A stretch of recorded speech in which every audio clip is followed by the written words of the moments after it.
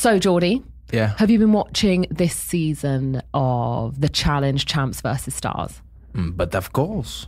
Mais oui. Yeah, Like, of course, yeah. Obviously you were around my house. We had a little viewing party. There were snacks. There was like unicorn cake. It was all kinds of chilled. There were shots fired. There were shots fired. Tori's Cake, and if anybody follows Louise. His Instagram. Tori. It was kind of, I didn't know whether it was a gift or not. I didn't know whether to eat it or shove it in her face. Tasty, but offensive. Exactly. Like, I don't know. That was kind of the vibe, but I appreciated it nonetheless. It did have a unicorn on it, so That's right, which I appreciate because that's kind of like Tori Deal's character. She's kind of a unicorn, isn't she? She's the challenge unicorn. For sure. What were your first impressions of the Stars? Because I know that you've competed with. Tell me who you've competed first of all with regards to the champs in this series. So in the series, what do you mean? So we had CT, West. Of the champs. Yeah. Of the champs. So of the champ side, I've competed with everyone but Cam. Right, okay. I think. So right? you pretty much know those guys, you know their personalities. And yeah. Oh yeah. You know when to like calling like bullshit and stuff like that. So Tori just won challenge, but I know her. Yeah. And everybody else multiple challenges with. Got you. So what were your first impressions of us guys? Because let's face it, it's basically them and us, you and I. You're the champ, we're the stars. Yeah. So like when you kind of saw the lineup, and obviously we had a discussion beforehand, you know I was going back in, but what did you think of the other guys? I loved that you were going back in because that the mental side and a grasp of the mental game is something that stars and pros lack when coming into this. Yeah. After seeing the stars lineup on this one, I think you guys have a shot. I think Drake is gonna be a sleeper for you guys. I really think so because he's one of the. I bet he does a lot of body weight stuff. Like I bet he's a guy that could do like a shit ton of pull-ups or something. This is the funny thing. I'm like, Drake Bell is either going to be amazing or dog shit.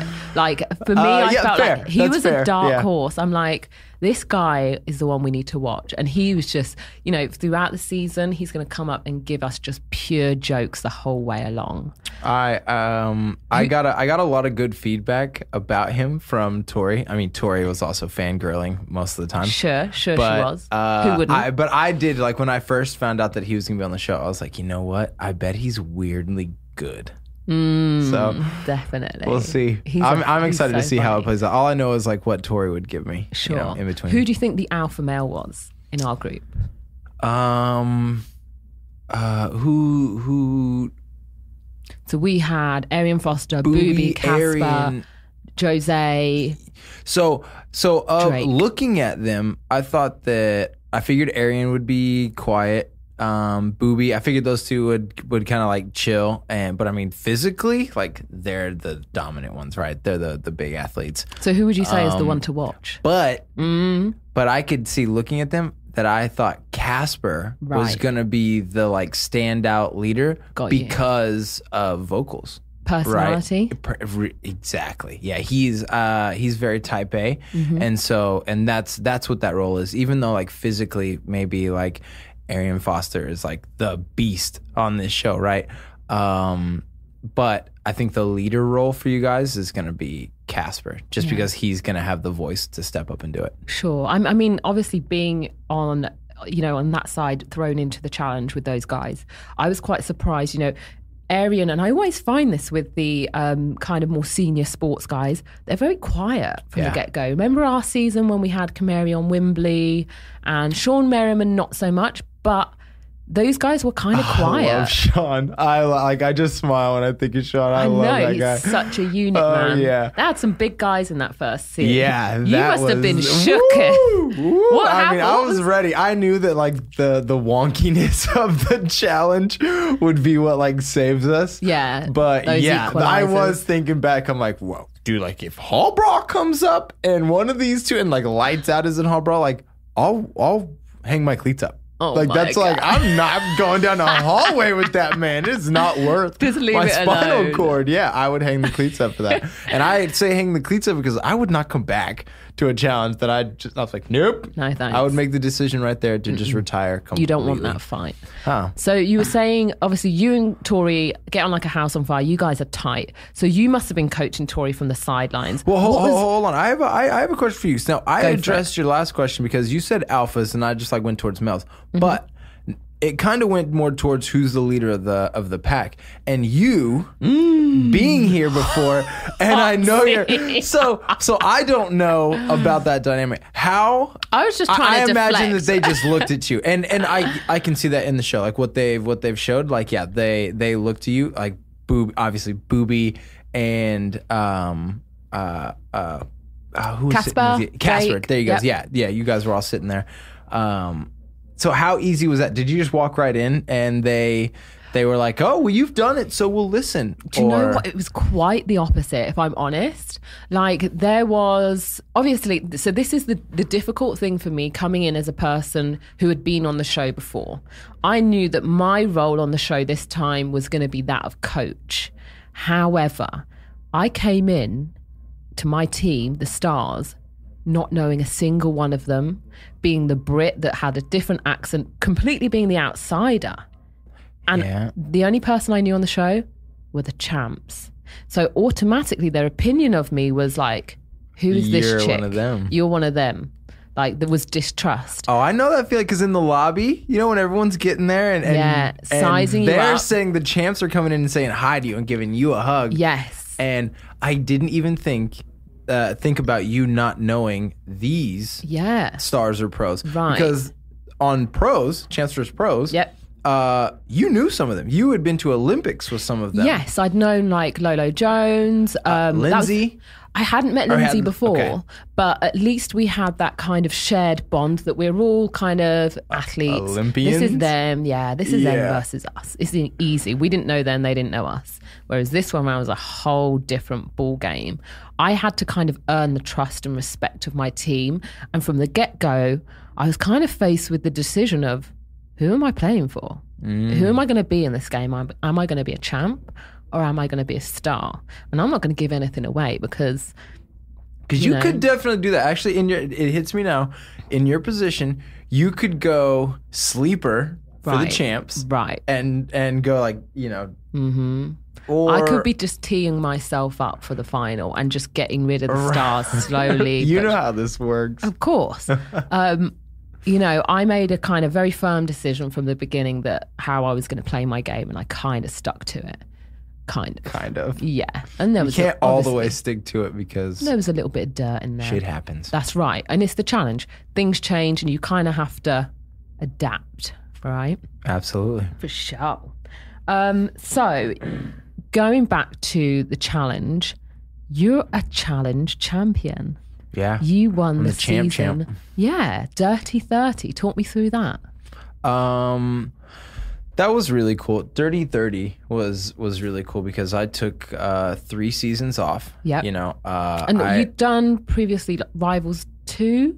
I've done, so my very first one, very first challenge was Rivals 2. Yep. Then I did Free Agents. And got my butt handed to me. Sure. But learned a lot. Yep. And then came back for X's 2 right after that one and won that one. Right. And then I was like, okay, I got a lot of things that I want to do outside of the challenge. And so started doing those and been working on a lot. Took 3 seasons off. And then I was like, okay. I was getting a lot of pressure from the producers. They're like, yo, this is a good one. We need Jordan back on our screens. And then I did Champs vs. Pros. Yes. And that's different, right? We film in LA. Yeah, we have fun. And it's a much shorter time. It's a holiday for you guys, It is a holiday for us. So I did that, and then while shooting Champs Pros, they're like, yo, you should really do season 30. So they're basically telling you this is the one for you. They were, and because we know nothing before we don't know the theme, we don't know where we're going, and we're not supposed to know who is going to be on it. So you don't know whether they're just spinning you a line to get you on I'm there. like, do they just want me to come on? Like, I have so much stuff that I'm working on here. Like, can I leave for 3 months? Right. And I was like, all right, let's go. Because playing with you guys, like, it was fun again. And it was easy, 4 weeks. yeah, I was what I I was mean? like, okay, like, let's do this thing. Sure.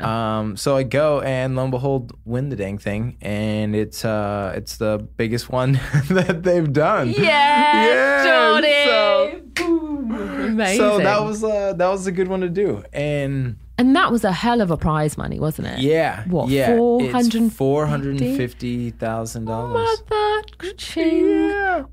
What are you spending it on? A lot. Hey. A lot went into the bank. Hey. IRS has got it all. And IRS then has got it all. IRS takes so much. But no, I have, you and I are friends outside the show and everything, and there is a lot that I've got my hands in. We're going to touch base on those things. Yeah, in a bit. so it's fun. I'm just trying to keep myself busy. You know how this town works. You got to be doing a little bit of everything. Sure. And that's why I love the challenge and love getting to come and compete, because it allows me to follow dreams outside of the show. So, and there's literally like, you're kind of just unstoppable. Let's put it that way. I think that's the only compliment you're going to get. So just soak it up. Sit in that, bask in it. But going back to the challenge, what was like the hardest one for you? Whether it would be the hardest game or the hardest series that you've taken part in? What's the memory that's like, yeah, I learned a lot from that?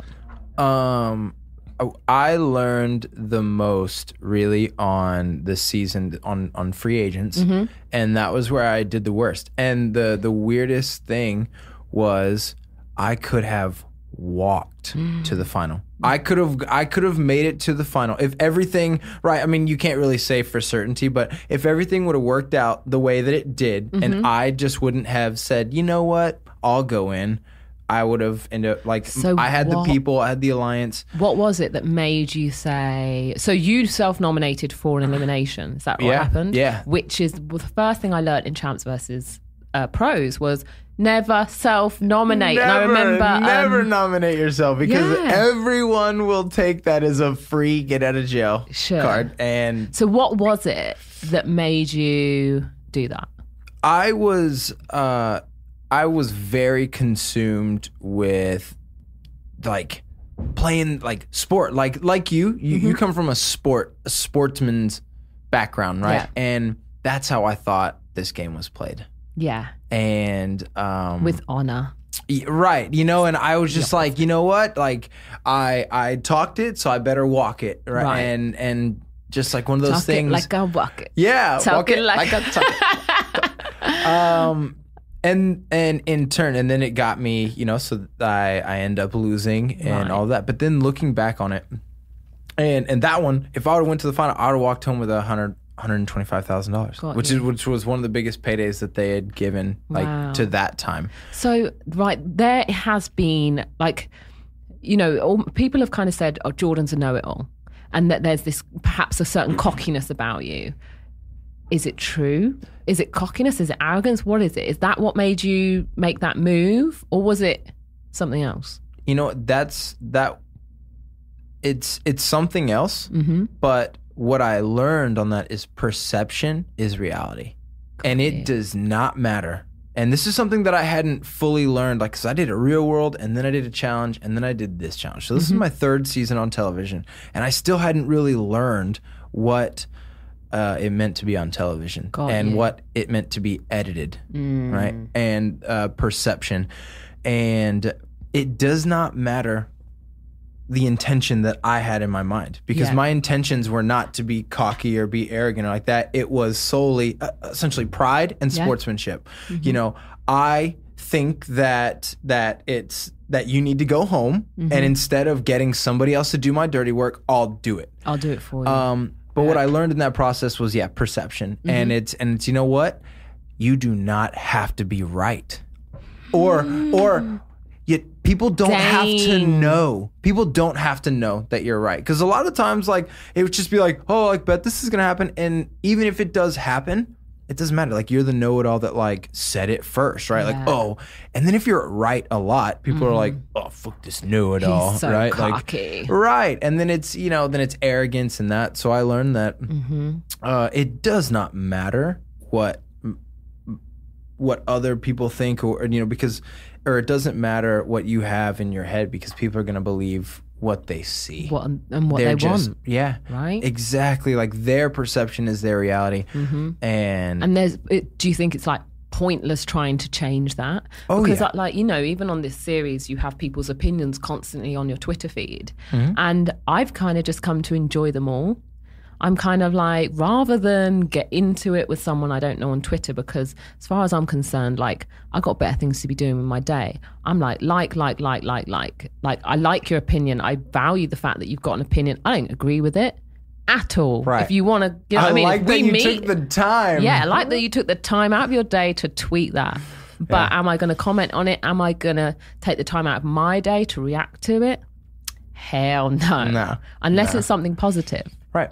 And that's, that's how I guess I, deal with that stuff. I'm like, yeah, props. Reality TV is a crazy thing, and the audience, there's a large part of the audience that they believe it, and they become very consumed with the characters. So invested. Yeah, very. I didn't realize. And people's fans. Yeah. If I were to throw some shade at you, your fans will attack me, and they will say some nasty things. So I didn't realize when I was getting into this franchise, because I'm going to call it a franchise. That's what it's is. Absolutely. It has got some pure fandom, and I'm not going to lie. Like, my first season, I'd kind of checked out by the end of it. But my game, like, this season is completely different. I got so invested, and I can remember being on the phone to you and being like, I'm so annoyed. I'm addicted to this shit. And then I was talking to Wes, and I'm like, I totally understand why you just keep coming back. Like, Wes has been there for what? A good decade or more. More. Yeah. More, yeah. And, like, I totally get it. And fans have been there even longer than us. Do you know what? Like, I thought, because obviously I come over from the UK. I didn't necessarily have a perception of the show before. And I thought it was like 14-year-old kids would be watching this. This is MTV. Oh, that's whatever. Yeah, MTV. That's what I used to watch when I was 14. And then I'm going about my business, just, strutting around LA.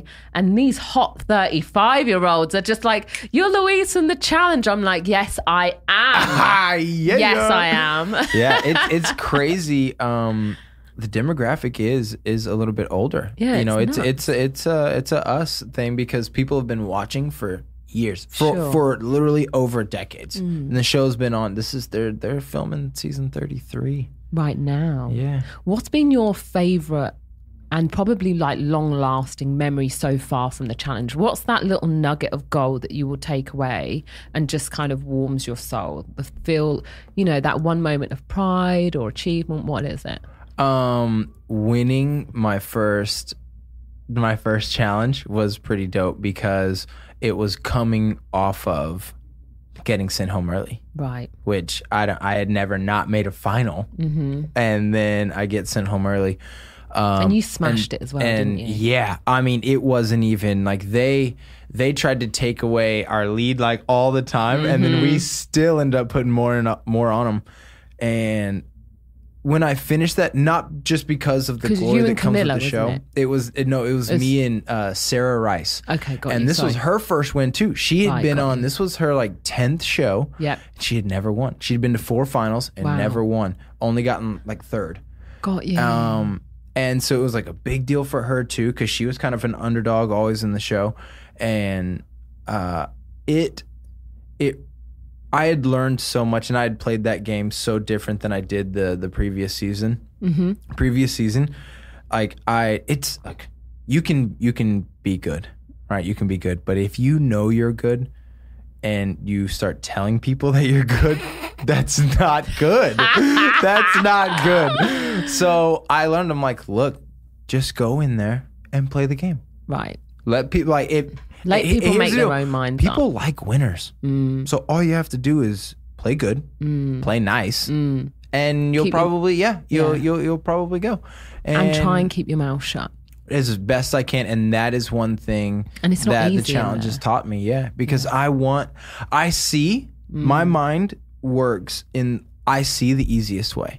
I can break things down and see the easy way to do things. I mean, I grew up building homes as a kid, building pools, doing concrete, right? Engineering things.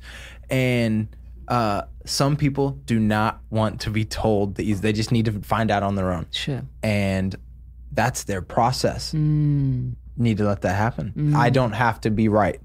And that's what the challenge has taught me, is like, let people do their thing. Are you going to do another one? If I can, like, it would be really fun.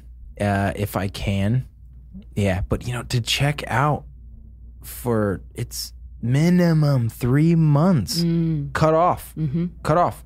Like, no, nothing. And we were gone when the last time I was gone, it was when Trump and Hillary were going at it. So we were begging at night, begging. When you came back, was Trump president? No, it was. That would have been a like trip, 2 weeks before the election. So we were gone for 4 months leading up to the election, and we would ask the producers at night, like as they turned off our lights and everything, we'd be like, "Could you give us something?" Well, this person came out and said this, and this person said this, and Hillary did this, and there's a video of this, and like that's where they are. And like Trump got more people. We're like, okay. Shit. That's nuts, missing those types of moments. All that beef. Because it was good beef. That was good beef. So, good tea. I want to change direction slightly. I want to talk about the big D word. And ladies, before you get excited, Louise. we're not going to talk about that. Louise. So, and this is going to be an interesting one, because I'm talking about disability. Now, I feel like this is actually the wrong word to use in your case, because you're a person who I think has a physical uniqueness. We're going to use the term physical uniqueness. Thank you. Because I feel like your physical uniqueness is it's not a disability at all. That's something I feel that takes away from a person. I feel like you've almost become more or, better because of your physical uniqueness. Thank you, one. And I absolutely believe it. I didn't see it as a kid, but I absolutely see that now, like as a young adult. The word disability, like I guess you have to have it, right? I don't, but like the whole like the connotation with the prefix dis, negative, isn't right? it? Yeah, like it's negative. When this is a really cool topic and just cool coincidences. April is Limb Difference Awareness Month. Wicked. So and that's just a good cool coincidence. But it's difference is a cool, right? It's just like it's a limb difference. But I 100% believe that this was a bonus, or not a bonus. Bonus isn't the right word, but this was a tool. Yeah. For me, it was absolutely a tool, and I just had to look at it. But I had to be reminded constantly. Like my parents never, anytime I would try and use it as an excuse. I remember one time I was only carrying like a couple grocery bags in. Yeah. And my mom like said something. I was like, Mom, I only have one hand. How am I going to get the door? And she goes, absolutely not. Get your ass back over here. Wicked. And so it is on, and that's, I believe that we are taught, we are grown, we're not born bad or evil or wrong or this is something anything. You were born with. It's not something, it wasn't an accident. Tell us about that and how it kind of shapes your childhood. Hugely shaped. Yeah. My father is like the sportsman, right? Like college wrestler, multi-state champ wrestler, multi-state champ football player, football in college, like all this stuff, right? And then when I was born, the doctors didn't know about my hand. They couldn't see it on the ultrasounds or anything. And I was born, and this is how my parents tell the story. Like, you're waiting for the doctor to say everything's great, and he did. He said everything's great, but he's missing all the digits on his left hand. My dad said he just took a breath. He went into the next room while they were cleaning Mom up and me and everything. And he said he just laid there for about 5-10 minutes. And then when he got up, he said, nothing changes. And that's literally what it was. And so that just gave me goosebumps. Yeah. And so from then on, yeah, baseball, football, soccer, wrestling, bow hunting, right? I mean, you got to hold the bow hunt, all everything. He made me do it. He made me. Baseball, I started out, I would catch the ball, put the glove on the ground, pick up the ball, throw it, pick the glove back up, put it on. And now, it's seamless. You wouldn't even know, and went on to play at the college level, baseball. So we are so powerful. All right, human beings are so powerful. It's ridiculous, but we won't allow ourselves to be. Right. Were you ever told that you can't do something? Were you ever picked on? What? Oh, how was that? Yeah, that was that. The most benefit came from that, this is where like the perception and like reality television perception and all that kind of comes into full circle, because I absolutely know what it feels like to be outcast or different or right. Because when we're little, we do not know, kids do not know the power of words. So they just say, and every day I'd go to school and kids, something freak or stubby or this or no hand or whatever, right? And whatever kids would think of, and I would come home and I'd get sad and I'd cry. The little bastards. And sons are bitches.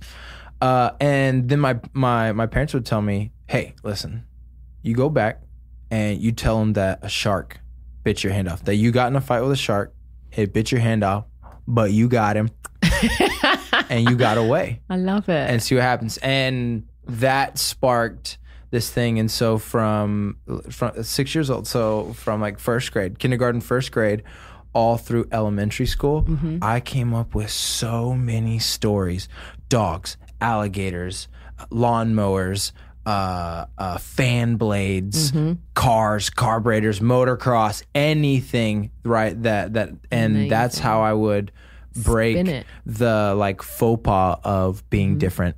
And then, so you were like a freaking hero, right, out there. Yeah. And then you hit middle school and high school, and then sports, right. And now you have a reason to be, because that's honestly that's what sports do. It's an equalizer, because we want heroes, or we want people that can do things that we can't.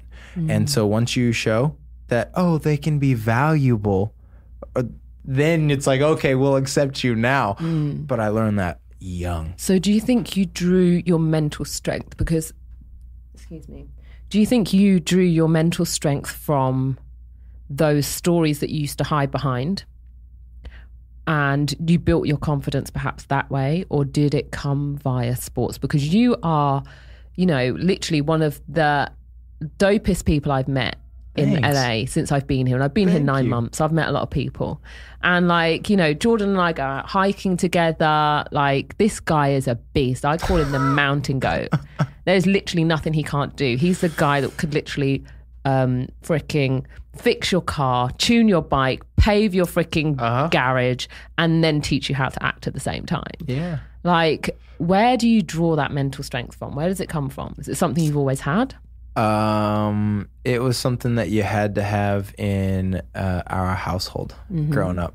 So I grew up in Oklahoma, and I know you're a Brit, so you may not know, but this is where cowboys and Indians still happen.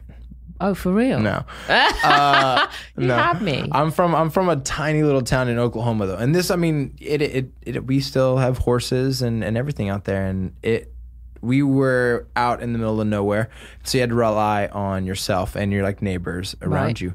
And as far as like equating it to society and the challenge, you learn when you're out there, you learn how to suffer a little bit, like, for lack of a better term. But like, even mentally, when like stuff's not going great, and like I'm shoveling shit in the barn, and Dad's yelling at me because I didn't broom this right, or you didn't clean this right, and you're just like, come on.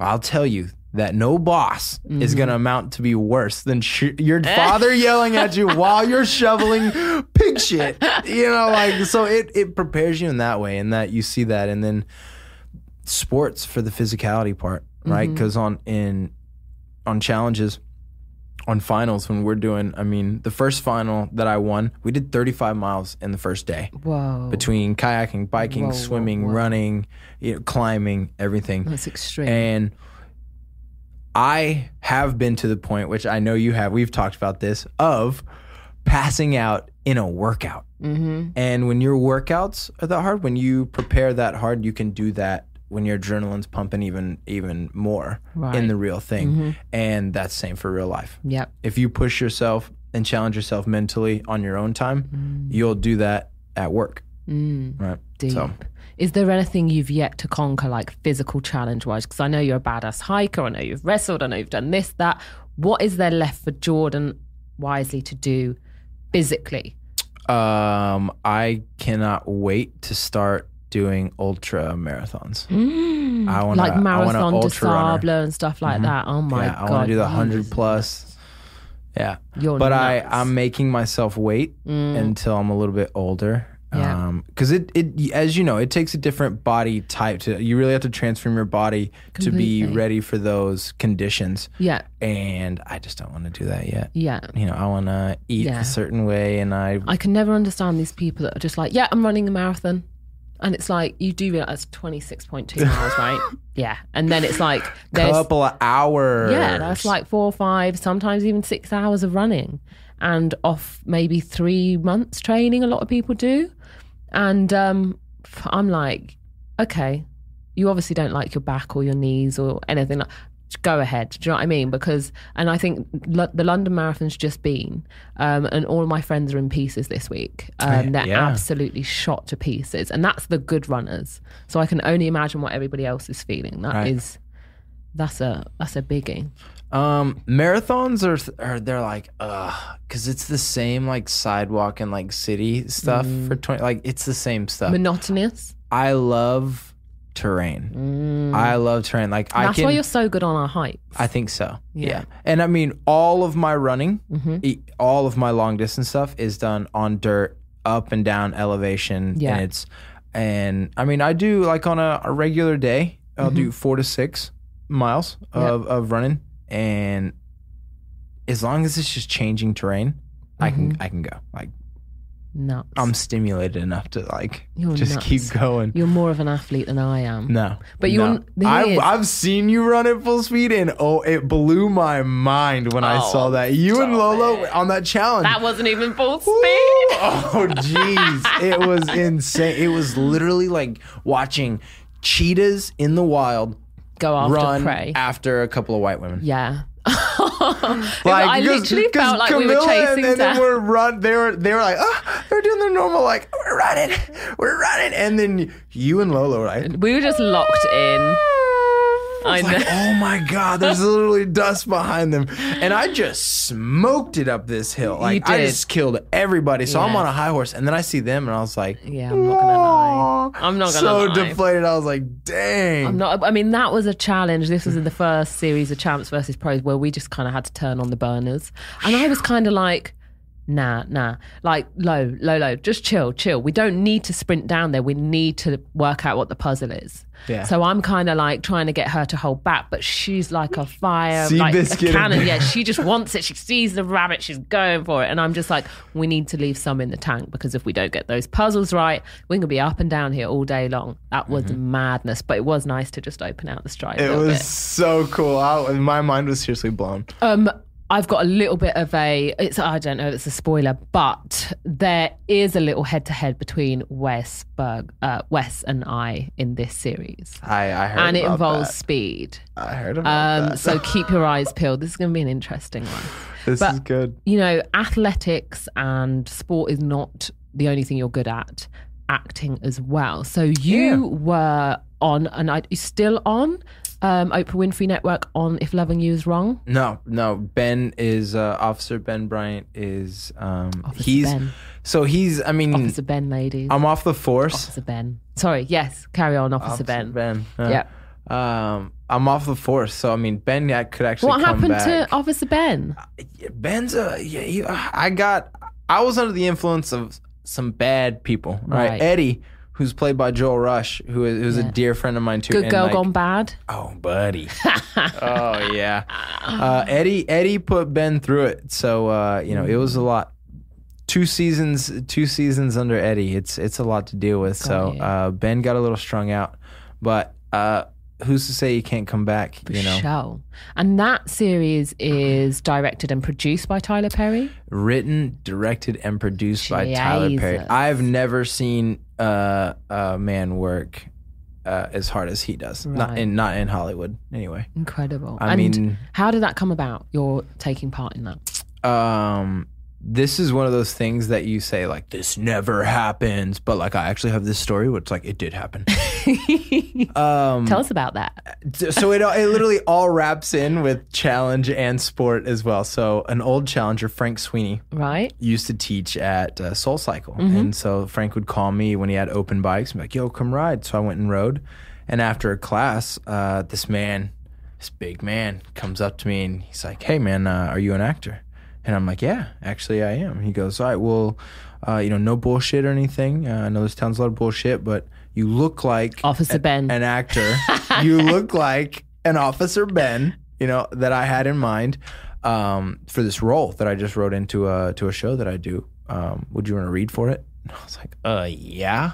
And so he's like, okay, I'll have my producer reach out to you. So I'm thinking like this guy's smoke and mirror. By the way, the guy is Tyler Perry. What? You're just like, of course I know. He's like, oh, dude, I don't know. Like, I'm Tyler Perry. I'm like, did he go hard in the spin class? Oh yeah, the dude gets it. Yeah, yeah. I was actually, I had no idea it was in the class though. Right. And then afterwards, now that we work out together, sure. The dude gets it. Like that's what I'm saying. Like he puts in work. Like so in he's the office, not just out the writing. office. He's not just directing, producing. He's out there training his ass too. Yeah. Yeah. That's my kind of guy. It's my good. guy. I was actually I was not. I'll be honest. I was not a Tyler Perry fan. Like, of course, we all know Tyler Perry, all that, but I wasn't like a Tyler Perry fan until I met him and worked with him. Right. I am a fan. What did you learn from him, if anything? Do more for others than you do for yourself, and work really freaking hard. That's one thing that Tyler, he appreciates someone who goes out and gets it on their own, because that's what he did. Right. Right. And he encourages that in the people around him. And he goes through great lengths to surround himself with good people. But once you're in that circle, and once you're in that Tyler Perry Studios crew, you know what is demanded of you, and you hit that because you know your boss and your friend, he respects you and gives it right back. Got you. And that was the coolest thing, especially for how you're no stranger to Hollywood. You know how Hollywood sets work, and they're so disorganized, and efficiency is a word that does not exist on the sets of Hollywood.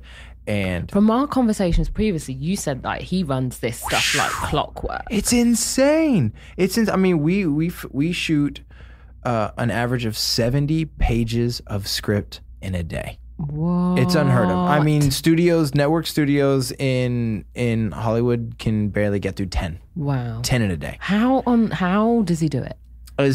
Everyone knows what they're supposed to do. Right. Right. And as soon as he says, cut, check the gates, everyone moves. Okay, everyone has their shooting list. What's next? Scene 32B, it's in this corner. Move. Everyone's moving there. They're moving the light there. I mean, it helps that he has Tyler Perry Studios, right? Is that he has everything he needs. So he has his police station there. He has the neighborhood over there, and to watch these guys just go. And Tyler, as all this like controlled chaos is going on around him, he'll walk up to you and be like, okay, let me hear it, which means, start the scene back. You're on. Let me hear it. Oh my God. You start walking through it. And as he's listening, he'll block it, be like, I want you here, you're here, keep going. And you back up a little bit. Yeah, keep going. There. Yeah, I like that. That's good here. All right, I'm ready to shoot this. Where's my light? Okay. Are we ready? And you're in. Quiet. Action. Ooh. and you know what and he gives you such a platform to succeed that it is now on you. It is he is now giving you the reins. He's done everything he can, and the crew around him, and he has made sure that they are happy, that everyone is happy. Now, succeed. It's now down do it. to Now you. do your job. Deep. Right? And So, oh my gosh. See, you that do not just, see that anywhere. that reminded me of the Olympic Games. What you just said, like, it took me back to like the minute you step out onto the track and there's 80,000 people, so there might be 80 crew on set all watching you, and all of a sudden it's down to you. Mm-hmm. So talking about being down to you, talk to me about this project, The Hunt. So this is a movie that you co-wrote? Yep. Tell me more about it. Co-wrote. So I have a writing partner. I have a production company, Mm-hmm. Strap Media. And my partner and I, Sean Crampton, we launched Strap Media because we want to produce our own original content. Why is it so important to you that you do it on your own? Hollywood and all industries, really, not just Hollywood, all industries, it's so much who you know. Right. Right. And then you can join this rat race of like going to the right clubs, shaking hands with the right people, kissing the right babies, and having the right girlfriend and all this stuff. Or you can just make it yourself. If you really believe what you're doing is right, then just make it yourself and see what happens. And that's what we decided to do. I mean, we've collectively we've been in LA for many years, going to many auditions, right? And you know how that works. A lot of no's to get one or two big yeses. Yeah. Right. So we launched the production company. We have a couple scripts that are written, but we picked one that we think is really good for us to really like hang our hats on, to really say like, okay, this is our first one. It's a franchise movie, so it's one of three. And we start shooting mid-June. Yep. It's only around the corner. It is, yeah. We're right there. We're casting. We're currently casting. Yeah, we're going through table reads. Can I have a little read? Oh, come on. I'm Come gonna on read. in. Yeah. I'm gonna read. Yeah. I'm come gonna be in. it. I'm gonna read. It's based on people from the military, Yep. right? Our nation's top killers, and trying to help cure or find a way to cure their PTSD. Now, this is post-traumatic stress disorder. Right. And we associate PTSD with soldiers most of the time, but far more people than just soldiers deal with PTSD. And this is family members of soldiers. This is people that go through car accidents or Any kind of traumatic trauma? event. Yeah, any traumatic event, a death in the family. And we see all sides of that. We see civilians affected by the disorder, and we see soldiers. Now, where it becomes a real movie is that the government has a program in place to try and combat the disorder, PTSD. And How do they do that? oh, Louise, they use killing. Right, it's a vicious circle. So they're gonna try and use killing to cure the PTSD that comes from killing. Oh So my! it's a very And you wrote this? yeah. So Sean and I wrote this, co-writer. I'm executive producing. It sounds like The Purge. A little, a little. Yeah. It I only is. This recently is a watched franchise. those. Yeah, Yeah. this is a franchise. This will be the first of three, and we couldn't be more excited. We're very excited that this will be the first film from Strap Media. Amazing. And where is hit it the at? Is market. it fully funded? What's the deal? So, as you know, making a film is very expensive. We are funded, but we're always looking for more. Now, Yep. most films in this genre are How much filming we looking for? 5 to 10 million, right? Woo! Right, but we Yes. are about to do this thing for less than $500,000. Okay. And how much do we have raised so far? Because let's face it, there might be people listening that want to Hey, chip in. we a little have bit of come on, this. we have an IndieGoGo going Yep. right now that has roughly 15 days, roughly 2 weeks Yep. left on it.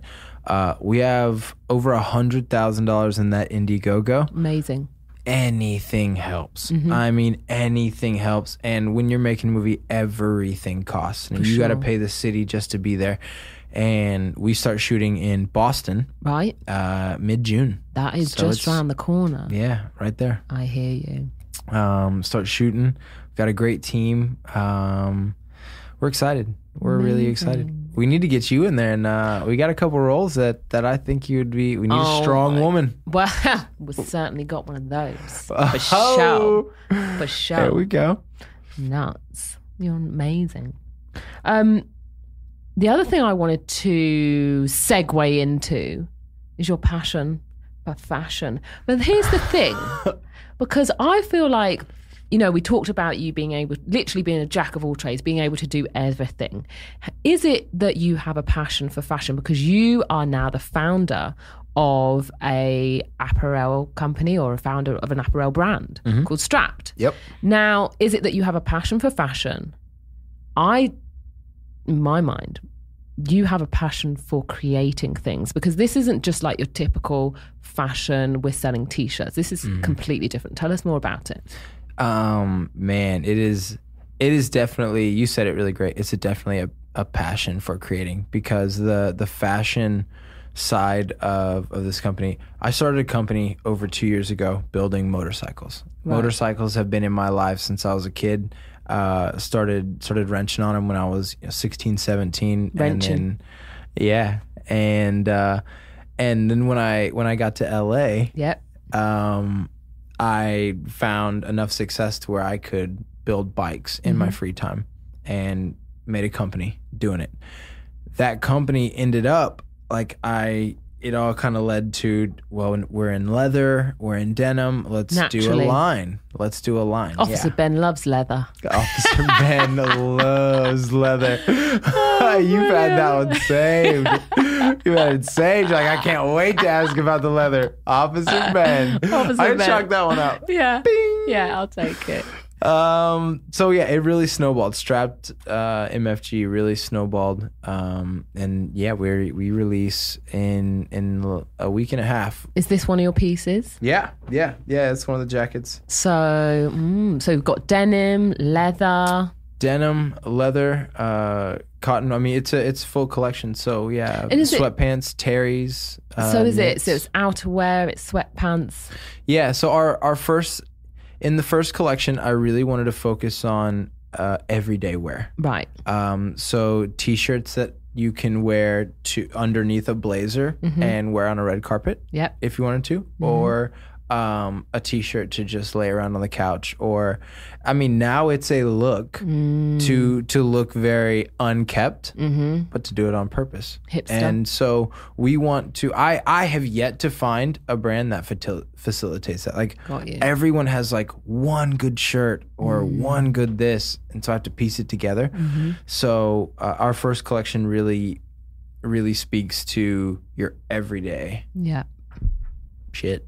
Got you. And you've got a launch party coming up soon? May 3rd. So anybody in the Hollywood area, May 3rd. I know you and I will both be there. I will make you. I'm going to drag you there. You're going to be there. You better hook me up with a little. Yeah, bring Ben, bring everybody. And May 3rd we'll be at the Mondrian on Sunset at Sky Bar. We have the whole pool deck. So bring your floaties. No, don't bring floaties. If there was one person who you would be like, right, if I could have them wear this jacket, who would that person be? Like, you know what I mean? You must create something and be like, there's somebody in mind when you create stuff. Personally, that's how I create. Yeah. And so a huge driving force behind the collection one, I love hip hop. Yeah. And A$AP Rocky. This guy, yeah. I love his flow. Yeah. So as a musician, and he is a creator. He's not just a musician. And that is one thing I love about this dude. But he also has the eye for fashion, right? I mean, and he looks who so comes good out in clothes, man. That Dior campaign, I was insane. Yeah. Oh my God. Yeah. Wicked. So I have a ton of respect for Rocky, and it was actually really cool. We were at the Coachella, just passed, Yep. and we were at the Revolve party at the Revolve Festival, And ASAP comes out, you know, on the pool and everything, and we're just like, yes, like this is it. And this is, you know, this is Strap's first, you know, first time being invited as Strap to a Coachella, and then to see ASAP, I'm like, yeah, we gotta. So here's what I would have done. At that point, I would have grabbed a glass of red wine, dashed it on his t-shirt, and be like, here, man, have mine. Here, man, take this. Damn it! Oh my god. So. Yeah, moving. You know, I just want to create. I just want to do, honestly, in layman's terms, I just want to do cool shit with my friends. And you are. Thank you. Yeah. Jordan, thank you for coming on Slay Sunday. It's been an absolute pleasure. I'm Louise Hazel. You can find me at Louise Hazel on Twitter and Instagram. This is Jordan Wiseley. Where can people find you? We want to know Instagram, Twitter, Strapped, and your IndieGoGo. Go for it. Find me on Instagram, Jordan_Wiseley. Twitter is Jordan WUSA, and Strapped MFG on everything.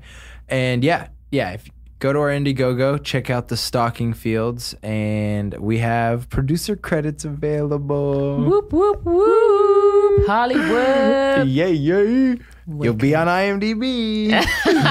Officially. Wicked. Jordan, thank you so much for coming on. Thank you so much for having me. Such it's always my pleasure. The mountain goat. Thank you. Goat. We'll just go with goat. Goat.